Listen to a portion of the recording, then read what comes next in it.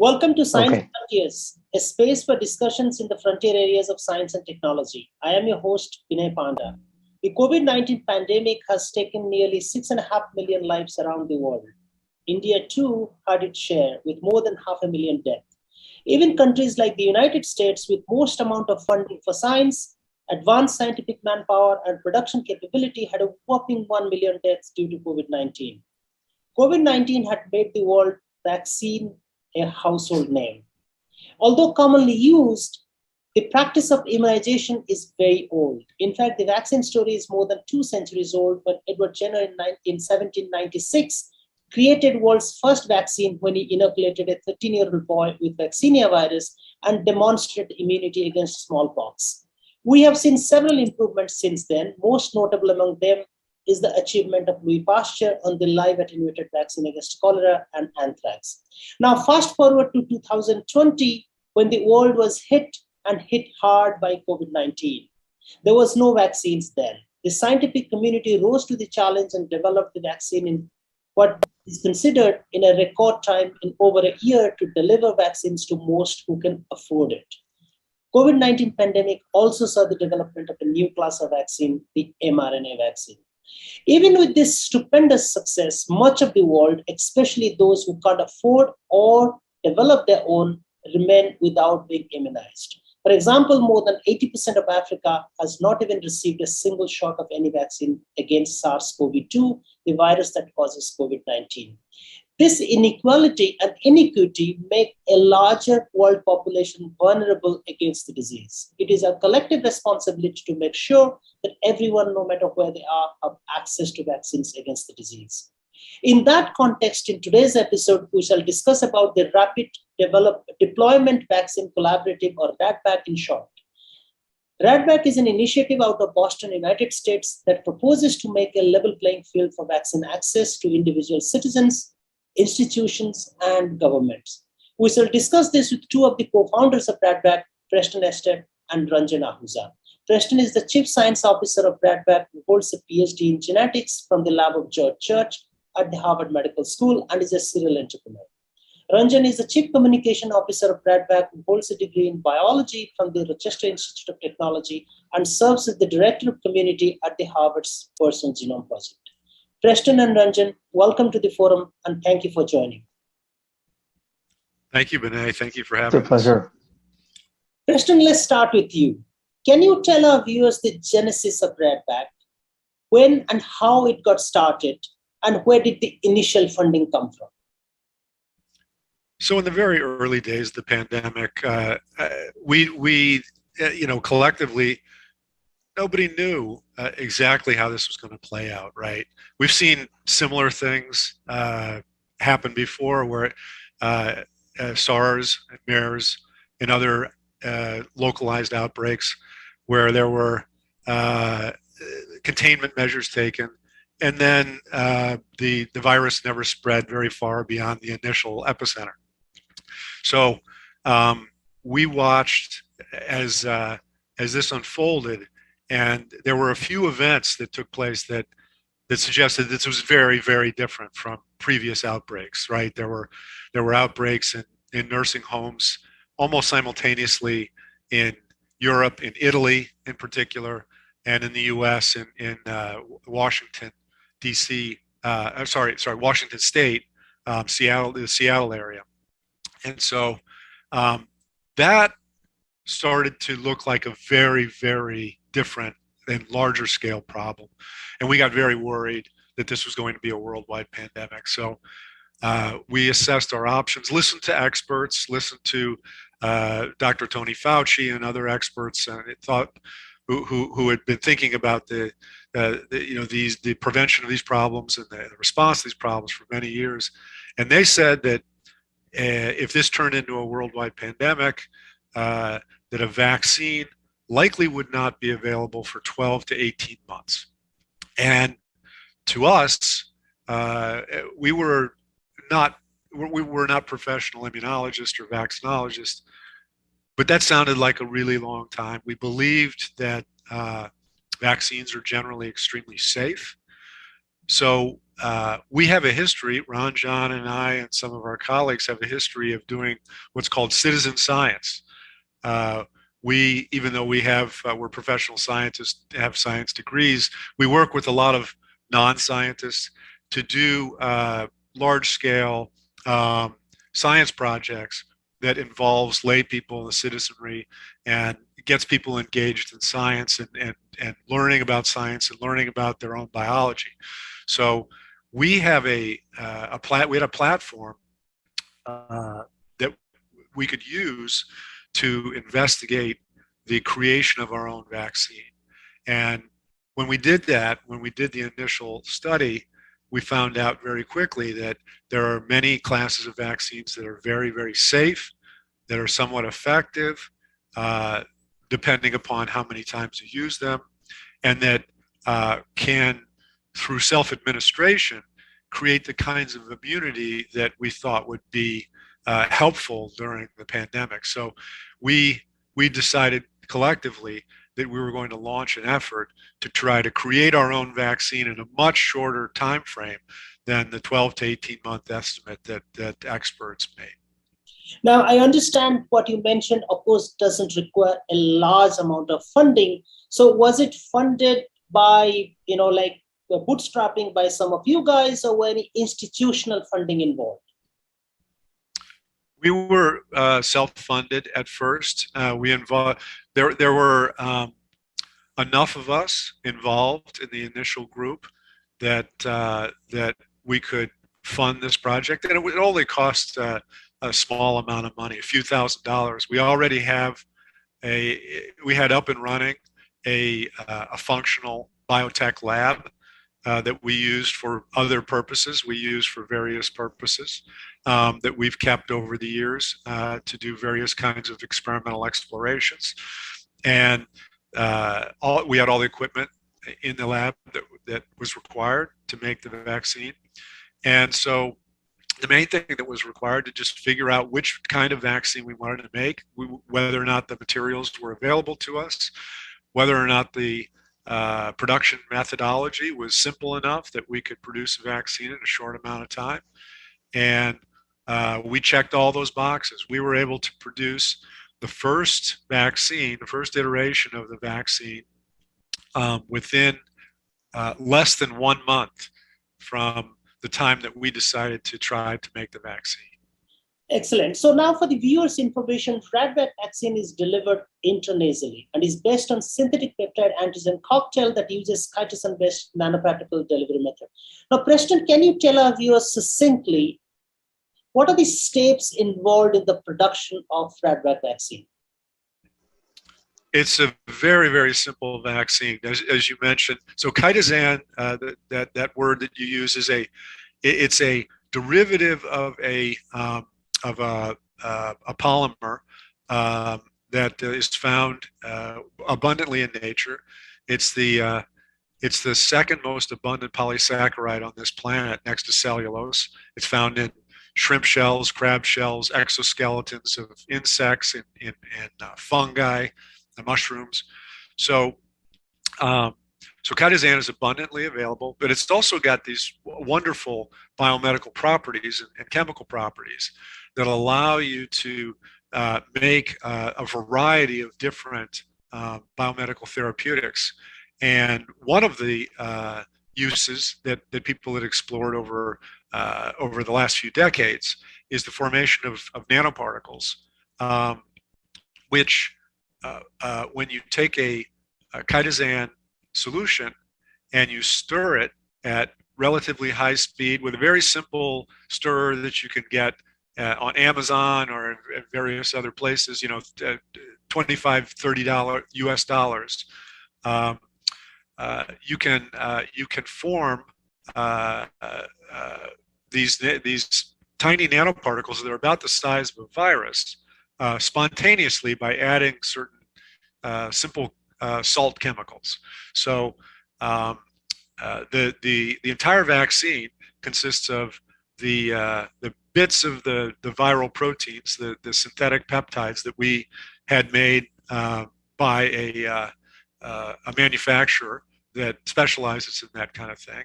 And so we took the peptides, put it together with the chitosan, put it in the stirring beaker on the stir plate, and then just dropwise, very slowly, added this other salt chemical, and that caused the spontaneous cohesion and formation of the nanoparticle vaccine. And there you have it. That's the entire vaccine, the finished vaccine. So that the entire process takes between 10 and 20 minutes. Excellent. So now let's just move to a different topic. Now, for any good idea to gain wider acceptance, there is a requirement to communicate the ethos, the aims and objectives to the larger audience. Now, Ranjan, how did RaDVaC do this? How did you reach out to the people?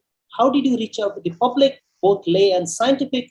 And most importantly, in retrospect, do you think RaDVaC did it adequately? And if you need to change anything, what would you change?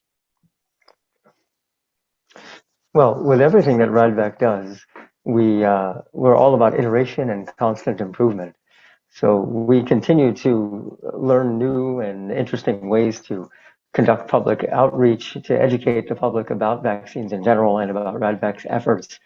Initially, we reached out to quite a large number, well over 100 groups that we had located around the United States and globally, who were already involved in some sort of citizen science effort. Citizen science is quite a broad category that includes, small labs, community laboratories that are present in some cities and towns. It includes individual DIY, science enthusiasts. Includes researchers who are not part of institutions but do their own independent research. So we try to reach out to as many people as possible to make them aware of what we were doing.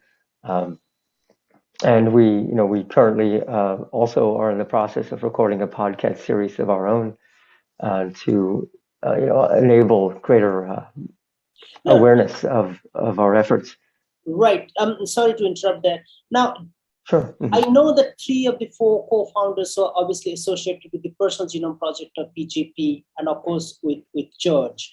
Now, George being the towering figure for all of us in genetics and genomics, that definitely helps to give the confidence to the wider audience of not only just the authenticity of the process, but the safety. And we'll come up to the safety aspect towards later.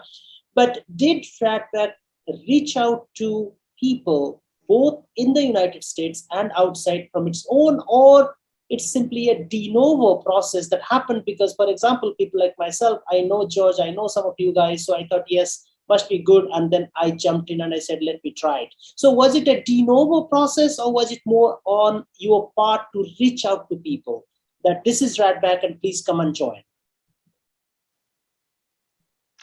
Well, it was sort of both, actually. We did recognize the need to reach out to people because we were a small group. We weren't affiliated with any institution, and we wanted to get the message out there because the whole point was to try and save lives in the short term, but also to start laying the groundwork for a different way of thinking about vaccines and vaccine development, even for future pandemics, which are certain to happen. But people also found us. The scientific community is a very curious one, very aware one. People are very much following what the others are doing, and so people found us. And in fact, reporters found us when they heard about what we were doing, and that also, even though we didn't actively look to publicize ourselves, people found us and wrote some stories, which I think was very, very helpful in making people aware. Right. So as all of you know, that the COVID-19 pandemic tested the public health infrastructure of every country and told us where the loopholes are so that we are better prepared in the future. Now, the RaDVaC's mission, and I quote it from the website, says that the mission is to rapidly develop, test, and freely and open source sharing of vaccine designs and essential protocols. Now, Preston, how much success did RaDVaC achieve in each of these points, on development, on testing, and on open sharing? Well, there were a lot of challenges for us just like there were for many people with just trying to go about their daily lives during the pandemic, right? There were supply chain issues. We were incredibly fortunate in the early days that most of the supply chain disruption had not yet happened. And so we were able to source materials very easily at the beginning. We made many generations of vaccines very quickly. The supply chain disruptions, though, really started to hit later on. Maybe a year into the pandemic, where we had trouble making vaccines, getting a turnaround time of our materials, and similarly getting testing set up. There was also so that was just sort of a basic problem that everybody had, the logistical problem of getting stuff. But there was also a problem that many organizations are not set up for doing the kind of responsive, reactive research that we were doing. And so when we reached out to some of our scientific colleagues in academia, for example, they were actually prohibited from collaborating with us, which we knowing what we do about academia, having worked in academia and in the Personal Genome Project for many years, we knew that there were some constraints, but we were hoping that because of the pandemic, people would be more collaborative. But unfortunately, people were extremely conservative, and institutions prevented us from collaborating with some of the researchers that worked at academic institutions. So, some of the things that we wanted to achieve, we weren't able to achieve nearly as easily or quickly.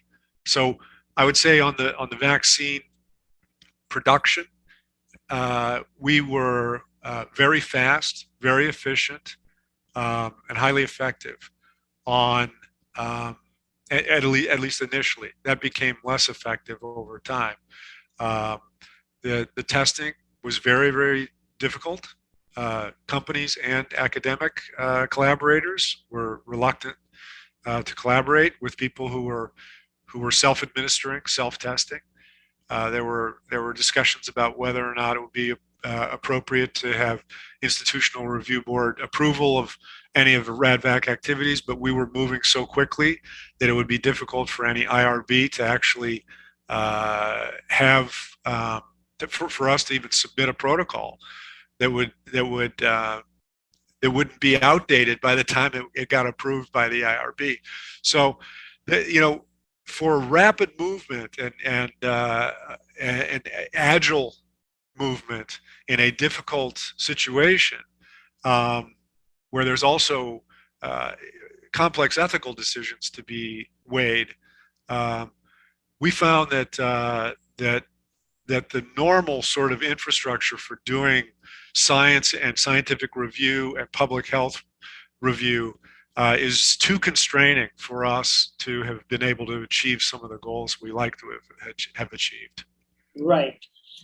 So let's now move to a different aspects of RaDVaC, which is on reaching out to the public in terms of having no intellectual property. Now, I know RaDVaC hasn't filed for any intellectual property and intends to provide the know-how under the Creative Commons license and also under the Open COVID pledge. Ranjan, can you tell us in practice, how many investigators, individuals, institutions, or government are actually taking benefit of this? Because I also understand there is there is a possibility of somebody getting the white paper, which is in detail, and don't actually ask you.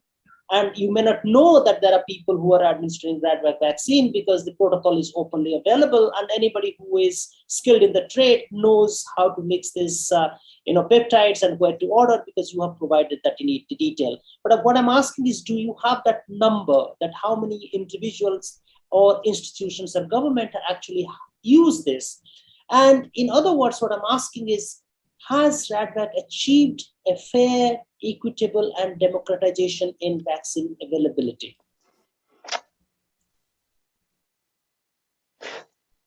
I'm sorry, Vinay, I've lost the sound. Sorry, I'm just asking that if you know how many people across the globe, institution, or for example, government actually reached out to you to get the protocols, even if it's available openly, or in other words, do you think, in your opinion, RaDVaC achieved a fair, equitable, and democratization in vaccine accessibility or availability? I think we lost Ranjan for a while. Maybe his connection is really bad. He will get back. Right. So if you can take that question, I'll appreciate that. Sure. So we have achieved access, right? We haven't achieved scale. We haven't reached a large number of people. It's a very difficult problem. So going back to the question I just answered of where we've succeeded and failed, one of the things that we haven't been able to do, because we've been guided by legal counsel, we haven't been able to distribute materials ourselves. Our vaccine is not FDA approved, so we can't sell it, we can't give it away, we can't distribute it in any way. So because the actual vaccine itself is considered a drug and regulated by the FDA. Now, because of that constraint, we have been thinking about alternative models for operating and for distribution.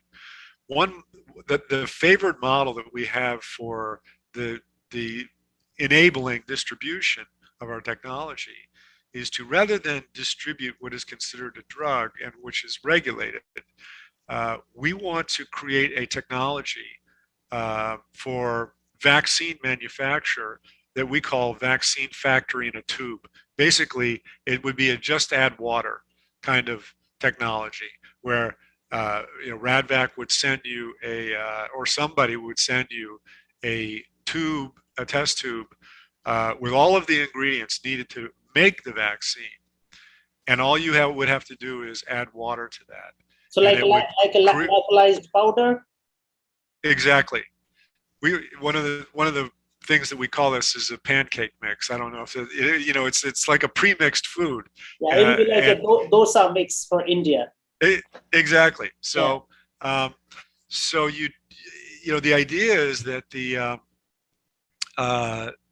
vaccine factory in a tube is a producer of vaccines, and therefore is not a drug and not regulated by authorities that would prevent its distribution. So then we could distribute the vaccine factory in a tube, and each end user, institution or individual, could just add water and then have a vaccine.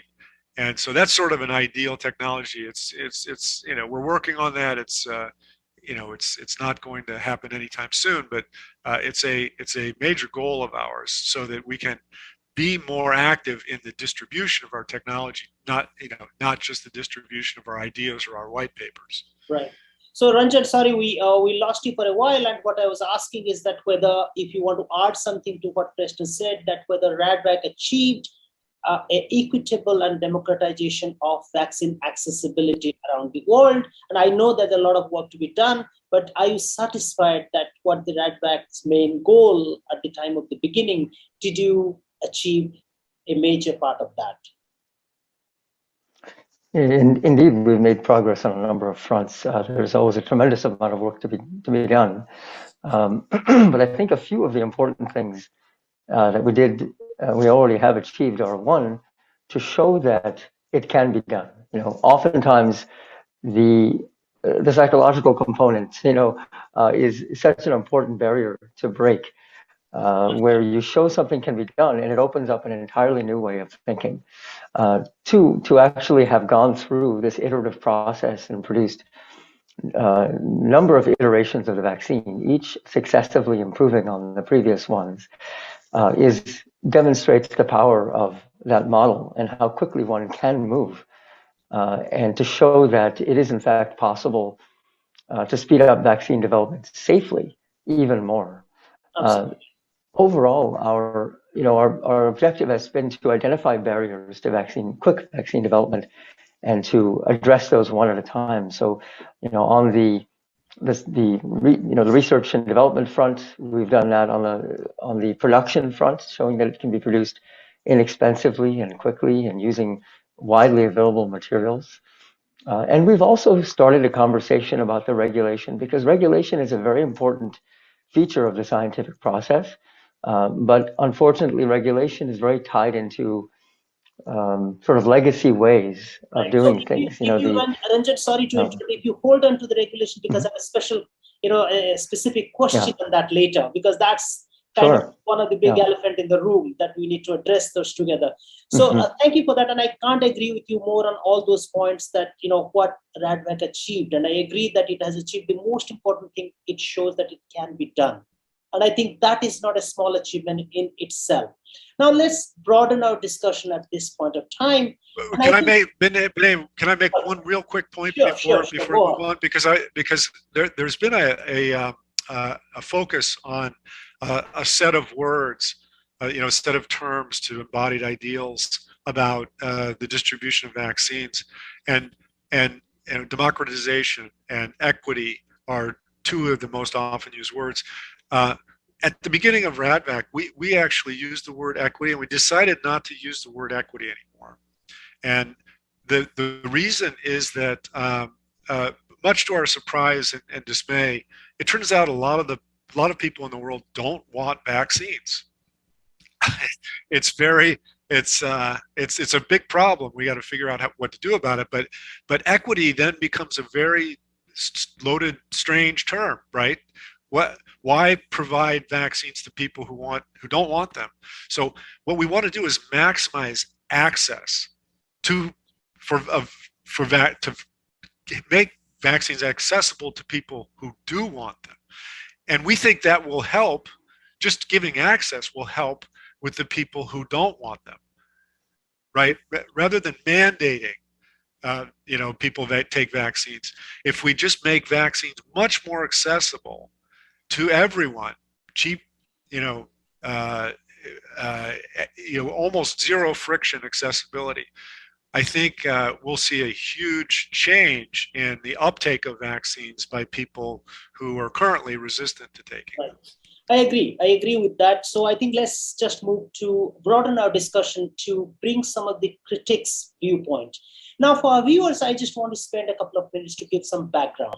Critics of the RaDVaC initiative came from scientific, legal, and ethics world, who considered the initiative as futile and irresponsible. In fact, in an article published on 8th October 2020 in the Harvard Crimson, the immunologist Barry Bloom and the lawyer Jacob Scherkel criticized the initiative. In fact, Barry Bloom said that the initiative is, and I quote, absolutely useless, unquote, due to its small sample size.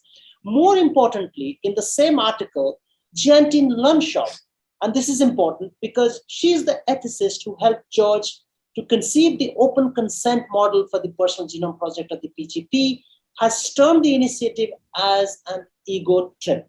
Of course, I'm speaking about Professor George Church, an inspirational, towering figure for everyone who is working in the field of genetics and genomics, and therefore it is very important to remember anyone who is working with George and the criticism that comes from the group. Later on, an editorial in the Science magazine written by Kaplan and Bateman House and the Policy Forum in the same issue by Guerini and co-workers criticized the initiative. They expressed the fear that the initiatives like RaDVaC will diminish public trust in genuine vaccine procedures and initiatives by bypassing the law and requisite clinical trials. Now, Preston, I gave the elaborate background on the criticism so that our viewers understand where each of them come. Now, as one of the founders of RaDVaC, I know that both you and George have rebutted these claims in a letter to Science that is published in 18 December 2020, and you also have provided the explanation why RaDVaC initiative is the right thing to start. But I want to address these criticisms with you, telling our viewers that these criticisms which fall in three areas. First, what you call citizen science, the open and transparent science, and others call it DIY biology. Second, RaDVaC bypassing the legal and ethical procedures. And third, most importantly, RaDVaC bypassing the clinical trials. Now, how do you view these criticisms, and what do you have to say on those fronts? So on the scientific criticism of not having a large enough sample size, being too small a sample size, that is not true. And I think it's a presumptive criticism, assuming that Barry Bloom knows what the sample size is, which he did not. So I think it's just an inaccurate criticism. So and the scientific criticisms in general are like that, right? That they're worried about whether or not enough people will do this, enough data will be collected, and over time that criticism, that concern will be addressed. The other criticisms, I think, are they really miss the point of what we were trying to accomplish. First of all, what we're doing is very, very traditional. Self-experimentation with vaccines goes back to the beginning of vaccines, right? Vaccines wouldn't be where they are. They wouldn't even exist without the initial self-experimentation that scientists did to test vaccines. So we're not doing anything radically new, except that when we tested the vaccines on ourselves, we just told people how we did it. We gave them all of the information for making the vaccines, all of the information, the protocols for self-administration. So that's nothing radically new. It's a thing called the internet, right? It's a thing called data sharing. Right. This is what we do in science, right? And so we didn't think that we were, renegades, doing something, outlandish. We were just adhering to a sort of ultra traditionalist, experiment on oneself approach to science, and then sharing information about how we went about doing that. So I think the thing that worries me about these criticisms is that they're completely unbalanced, right? One of the things that we've done at RaDVaC, and if you look at our white paper and look at some of the warnings in the first portion of our white paper, is that we try to always provide a balanced perspective on the costs and benefits, the risks, the benefits of vaccines. And all of the critics that have made criticisms of RaDVaC have been very one-sided in the presentation of the risks, right? Right. The risk of not doing RaDVaC, the risk of waiting for public health measures and vaccine companies to produce vaccines, is that we get to where we are today with 20 million people, 20 million excess mortality worldwide since the beginning of the pandemic. That's a massive number of people who've died, and millions and millions more, many times more people who've been very, very ill, whose lives have been destroyed by this virus. The only, I think, relevant comparison that we need to make and think about is whether or not we're providing a solution to something that is devastating to people's lives, and what is the ratio of risks and benefits of that solution relative to the virus, right? How much more dangerous is the virus than the vaccine? Right. That's all we're concerned about as scientists, right? Absolutely. Absolutely. I think, that's rightly said, that it is important that we always have to understand the risk, and there is a risk for everything that we do. There is no medicine in the world, including the vaccines, are 100% safe. And I Right. think as far as I am concerned, the beauty of the initiative like RaDVaC is that it showed very transparently to the world that this is how it can be done. And of course, it also said with the disclaimer that anybody who understands, knows how to do biology experiment can do. It's not that for a layman who has never hold a pipette can actually do this. So Ranjan, let's start with a different question by changing gear and talk a little bit of regulation. On the RaDVaC website, it is mentioned that the initiative is not anti-FDA, not anti-regulation, not anti-pharma.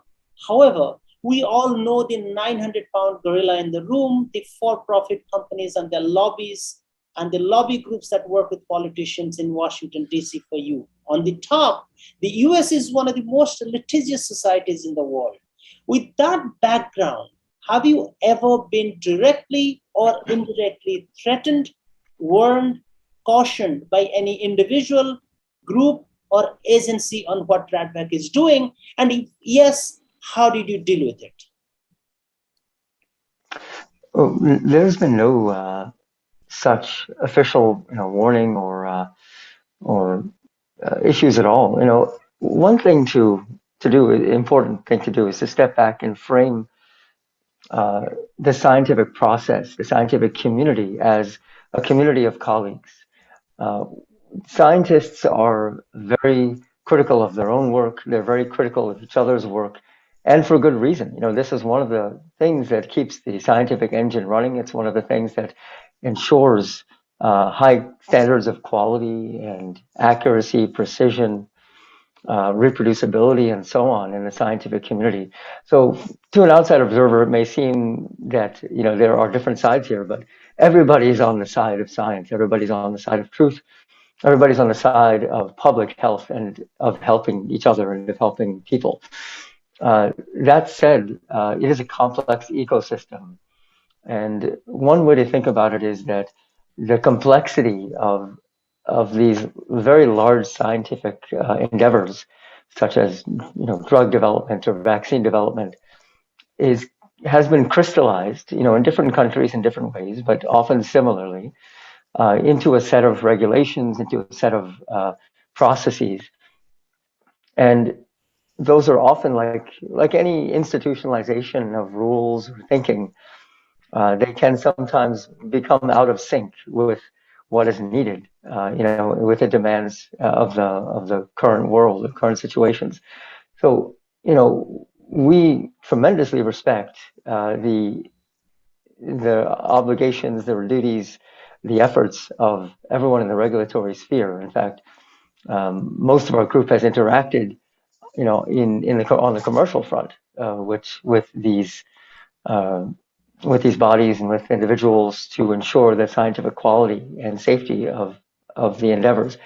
But the important thing is also to understand that there are constant updates to the framework required, and that there's more than one way to ensure quality and safety.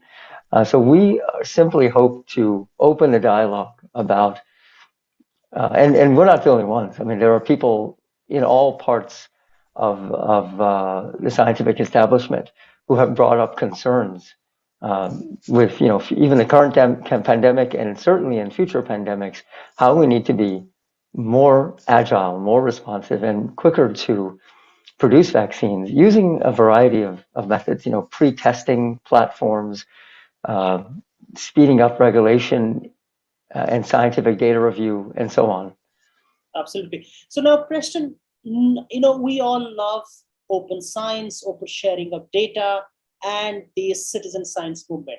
Now, despite that, we have to agree that it also has shortcomings. For example, in an initiative like RaDVaC, one of the shortcomings is because it is voluntary and it is based on open and transparent uses of methods, RaDVaC doesn't get the data back from individual users or the people who get immunized. What I mean to say is RaDVaC doesn't have the data how many people have used it, and more importantly, doesn't have the data how they have responded to the vaccine. Now, in that respect, because the world is so used to the world clinical trial and having a large clinical trial, Do you think it's possible, or is RaDVaC thinking in the direction that the people, thousands of people who have used RaDVaC and have asked for access, information, and know-how, is it possible to get some kind of data back from the people who have used it, even voluntarily? And can that data be used to even make a stronger case, including peer-reviewed publications showing RaDVaC indeed not just helps develop antibodies, but also elicits T-cell response and is as good as any other vaccine which is out there? Yeah, I think this is an area of great importance to us moving forward. We want to not only be able to generate vaccines quickly and deploy vaccines quickly in response to an outbreak, but we want to be able to generate evidence that these vaccines are safe and effective very quickly. So we want, we really need to revolutionize the clinical trialing infrastructure so that we can have the kind of reliable data that that will convince us in a very short amount of time, say a couple of months, whether or not a vaccine is safe and effective and should be deployed at scale. That we're not there yet, but challenge trials help. We've got a white paper in which we're designing a new kind of challenge trial for rapid deployment, rapid testing of a rapid deployment vaccine, and elements of immune profiling that often go into the evaluation of a vaccine for FDA approval. We need to have those kinds of deep immune profiling approaches refined and improved sufficiently to the point where we don't need the kinds of extremely large-scale placebo-controlled randomized clinical trials that we do today.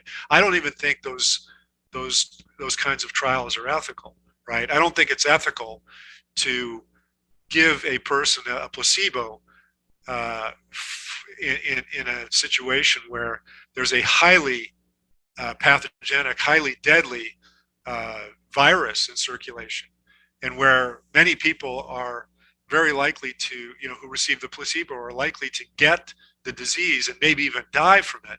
I just don't think we've reached the point of sufficient scientific understanding of vaccines and immune responses so that those kinds of trials are no longer necessary, and we should abandon them and declare them unethical and move on to very small scale, highly data rich, very rapid clinical trials in which we can vet vaccines and then deploy them at scale as a part of an ongoing clinical trialing process, rather than have this tens of thousands of people in a controlled trial that lasts 6 to 9 months and wait to the end of that trial to deploy a vaccine. All of this is doesn't make any sense to me.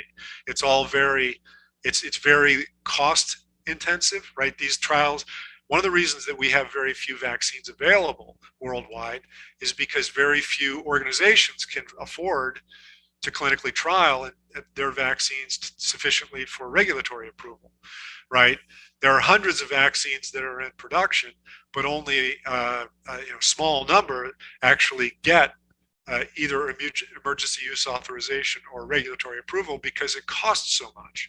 So we've got to break through that set of challenges, and science is telling us how. The science is really good. What isn't good is the public health mindset and the resistance to using new scientific approaches to improving the situation. Absolutely. I can't agree more that even those trials which are finished with tens of thousands of individuals can only, or have so far only seen the response for months. So there is no long-term response yet. So for a true vaccine, if you really want to know the efficaciousness of a vaccine, it needs to have a long-term effectiveness. And none of those could do it because we are only 2 years to the pandemic. So in that, I agree with you that instead of having a horizontally moving, having tens of thousands of people, it's probably go deeper in a small subset of group of people and get more data from those people to show the effectiveness of the vaccine. Now, right, and one of the things that we're still suffering from the weaknesses of those trials, in that most of the vaccines that have been deployed still target the ancestral variant, the Wuhan strain, right? Absolutely. Because Absolutely. those trials take so long that we haven't had an updated vaccine in the entire pandemic because the trials are so expensive and take so long. Absolutely. And that actually brings perfectly to my next question, that the initiative like RaDVaC, I think, are perfectly placed not only just to develop vaccines against a specific strain, but also against pan-COVID. So if any new viral strain, because we know that there have been so many variants of the SARS-CoV-2 in the last 2 years, and we have severe deaths in the second and third wave. So I think initiatives like RaDVaC actually is uniquely placed, not just make a vaccine against a specific strain, but also a series of strains which we probably don't know are yet to come. Now, I want to ask you guys one thing, and any of you can take this question. Do you think it's possible, like PGP's open consent model, when somebody asks for information? Now, one of the things, and this becomes, the strength of RaDVaC also becomes a limitation because it's open and transparent. Nobody actually has to ask you. I can download the information myself. I can order from the vendors. Everything is provided in the white paper how to do it. Now, if somebody does ask, and if there is a central registry, do you think by adopting an open consent model, if a person actually, gives the consent to give data post-immunization, and that data can be used across the globe, no matter where she or he is, or they are, then RaDVaC can use that data to show the effectiveness across the globe. Do you think it's possible? Are you thinking about that? Any of you can take this. Yeah, I'll jump in real quick, and Preston, of course, will I'm sure have things to add. Absolutely. There are strengths and limitations to every model, but I think the open consent and open source model has not fully been utilized to its potential at all. There is a great interest in the public, first of all, for science. We've seen in previous projects that we've worked on, as well as this one, there's a tremendous response from people who want to educate themselves about the science, to empower themselves with the skills and the knowledge to make a positive difference in their own lives and the lives of the people that they care about. So the enthusiasm is there. Now, once the information is put out there so that people have something to start learning with, they respond. And in many cases, we've gotten emails and communications from people who are not institutionally affiliated, who are not professional scientists, but who have made very specific and very impressive suggestions on the vaccine development. So that's just one example of how this has started to come to fruition. The open consent model specifically, I believe personally, is in fact, in many ways, more ethical and more informative and deeper than the typical consents that are used in biomedicine. Open consent very much, emphasizes depth of knowledge. It emphasizes an ongoing process of consent. A lot of times if you walk into the doctor's office at the hospital, they're going to collect your data for something. They have you quickly sign a form and you're done. That's it for the rest of your life. You never hear about it again. But open consent projects often wish to create an ongoing relationship with their participants, which, there's a constant sort of two-way exchange of information, updates of information, adaptation to changing circumstances, and they tend to be more extensive. in other projects that we've worked on, consents are far longer, much more interactive than the typical consent. So we are also, and the other part of this, of course, is setting up the network to enable this data exchange. And that's one of the areas that we're working on. Number one, creating a distributed scientific network of institutions, independent researchers around the world who are interested in pursuing a new model of vaccine development. And within that comes the ability to devise new ways to collect data. So that is definitely one of the priorities of RaDVaC that we've embarked on, and that is slated for future development as well. Excellent. Now, my last question, which is about the future. Now, Preston recently, RaDVaC received $2.5 million US grant from the Valve Philanthropic Fund. How do you plan to use it to uphold the original ethos of the initiative, but also take it to the next level?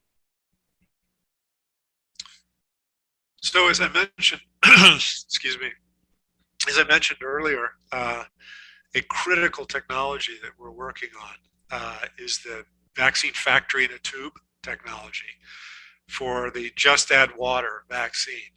And it's, I think, going to be it's not a given that it's going to happen, right? I mean, this is a difficult technology, but I think it's an engineering challenge rather than a scientific challenge. I think all of the scientific pieces are in place. There aren't many unknowns. And so this is a process of optimization and engineering design. And so I think that it's very likely that we're going to be able to create this technology. I think that'll be a real game changer then, because then rather than just the distribution of information on different vaccine designs, we will be able to distribute the means of production. And that's what a lot of people have wanted, right? And which we haven't been able to provide to them with our current model. But then there's other things that RaDVaC seeks to do. And that is, as I also mentioned, we're working on updated, more efficient clinical trial designs, and you know, that's a big bottleneck in vaccine deployments at scale. Is getting these vaccines tested to the point of where we've generated enough evidence of safety and effectiveness that we can potentially get FDA or other regulatory body approval for these vaccines for wide release. You know, those are sort of, you know, critical goals of RaDVaC, is to, you know, get to the point where this minimal 12-month delay that happened, you know, at the beginning of the 2020 pandemic shrinks down to maybe 6 months, then 4, then 3.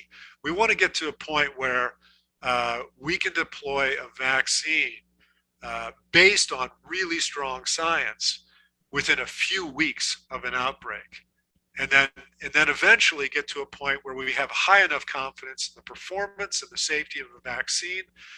Maybe it'll be an mRNA vaccine where we can get the sequence of a pathogen. We can create a vaccine in-house within, say, 48 hours, deploy a vaccine literally within the first week of the signs of a serious outbreak. That's sort of a long-term goal for RaDVaC that the Balvi grant and many other grants from other organizations will enable us to pursue those goals. Excellent. Good luck to you both and the organization. Gentlemen, I would like to thank you both for your time and telling us that how by taking proven solid science and by making the data, the protocol, the know-how open, it is possible to make the access to very important vaccine against the pandemic, viruses like SARS-CoV-2, within weeks or even months from the beginning. Thank you again and goodbye. Thank you, Thank Vinay. you. Thank you, Vinay.